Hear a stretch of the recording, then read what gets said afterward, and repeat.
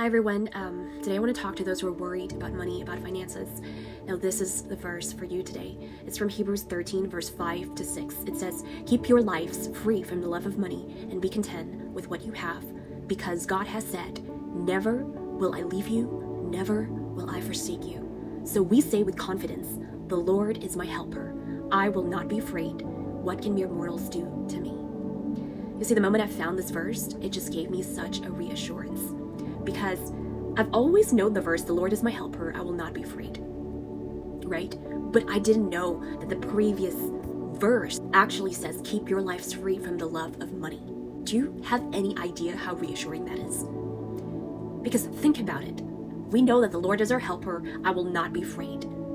But in this exact verse, He knows, it's as if God knows. God knows that money is one of the most important factors that will cause stress in our lives. And God already knows that. And that's why this verse exists. Keep your lives free from the love of money and be content with what you have, because God has said, never will I leave you, never will I forsake you. Stop worrying about money. Stop worrying about this.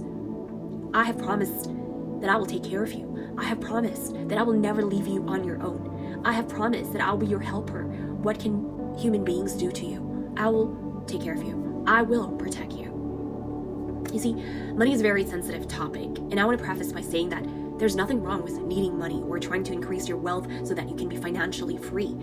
I think we all strive for that, right? But in our attempt of becoming financially secured, we often begin to feel discontent about what we have, about how much money we make, about how much opportunities we get. And we also begin to make every single decision through the lens of money. And little by little, our lives are mastered by the condition of our finances. Our peace is determined by the condition of our finances. But when I found this verse, it gave me such a huge reassurance. It's as if God is saying, you don't have to be in bondage because of your financial situation. You don't need to stress about making money all the time. You can be content with what you have and enjoy your life, because I will never leave you and I will never forsake you. I'm the one who takes care of you. And you have to believe and declare in confidence, the Lord is my helper. Not I am my own helper. The Lord is my helper. I will not be afraid. What can mere mortals do to me? Look, I don't know how God is going to provide for your life today. I don't even know how God will provide for my life today and tomorrow. But one thing I know for sure is that He will provide. That no matter what is the condition of your finances, I know for sure that He will provide. He will provide for you and me, because He is Jehovah Jireh, our provider. And sometimes different seasons will have different sources of supply. You see, God used a raven and He placed a brook to feed Elijah, right? He used a raven to send him the meat, and He placed a brook so that he can drink from it. He used that way to take care of Elijah. But then after a while, the brook dried up. There's no more water. So what did God do? He asked Elijah to go to Zarephath, and He prepared a poor widow to provide for him. That's another revelation right there. Sometimes the method that He's using to provide may not seem like it's the best way. It may not seem like it's working. It may not seem like it's making sense. How can you provide for me through a very poor widow?